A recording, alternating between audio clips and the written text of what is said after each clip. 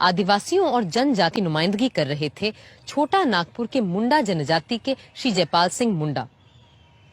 एक ईसाई मिशनरी परिवार की मदद से पढ़ने के लिए वो ऑक्सफोर्ड इंग्लैंड गए थे। वो बहुत अच्छे हॉकी खिलाड़ी थे और 1928 में ओलंपिक गोल्ड जीतने वाली भारतीय टीम के कप्तान भी।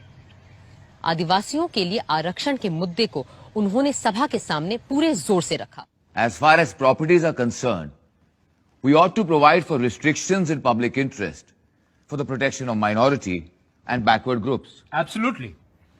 And this is very important. Very, very important.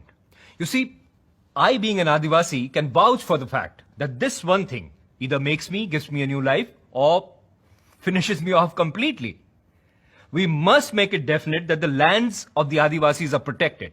And I want it to be definitely, most certainly mentioned in the Constitution. Very well.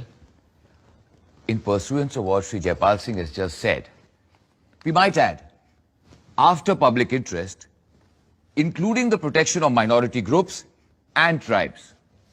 Why not? उस दिन एक हक तो हमने हर आदिवासी को दे ही दिया कि उनकी भूमि न कोई खरीद सकता है और न वो उसे किसी गैर आदिवासी को बेच सकते हैं।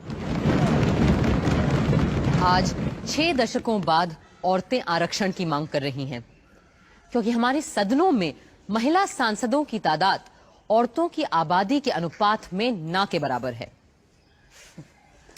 आगे चलकर संविधान सभा में बात जब शस्त्र रखने के हक को लेकर हुई तो केवल सिखों को किरपाण रखने का अधिकार मिला। फौरन दूसरे लोगों ने अपने अपने रिवाजों की दुहाई देते हुए शस्त्र रखने के हक को मूल अधिकारों के तौर पर मांगा। आदिवासियों के नेता और नुमाइंदे श्री जयपाल सिंह के तेवर तो सबसे अलग थे। Sir, this matter of the Arms Act has been mischievously applied against the Adivasis. Let me give you the instance of the Oraons.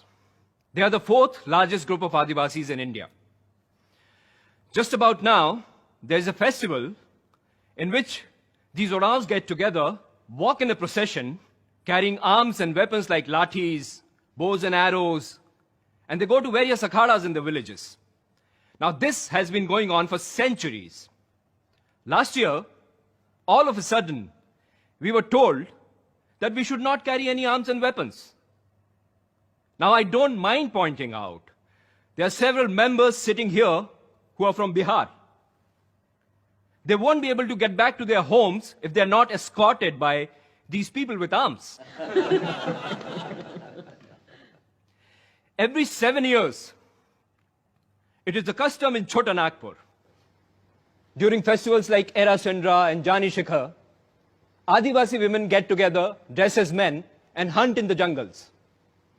Now, this is the only occasion that allows these women to show their masculine prowess naturally.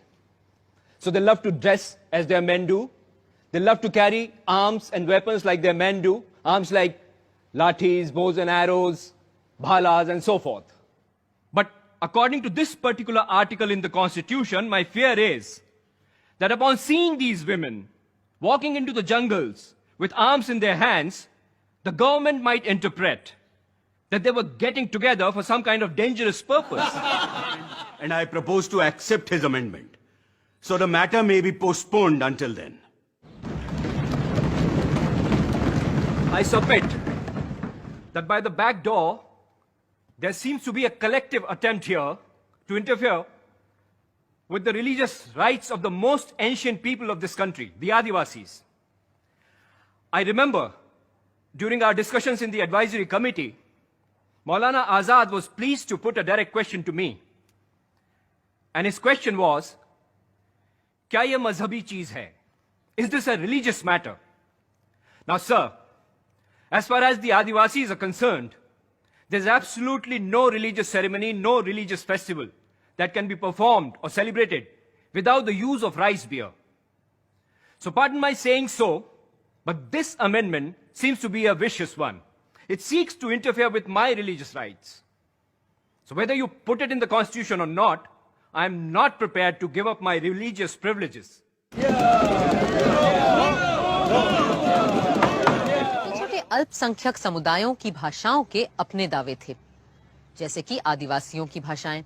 Mr. President, So I feel that I would not be discharging my duties properly if I didn't plead to the House that in Schedule 7A, some of the Adivasi languages, which are spoken not just by a few, but literally by millions, should also be included.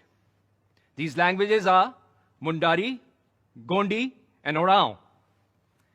Sir, all I plead to this House is simply this, that the languages spoken by the most ancient people living in this country should find a place of honor in the schedule.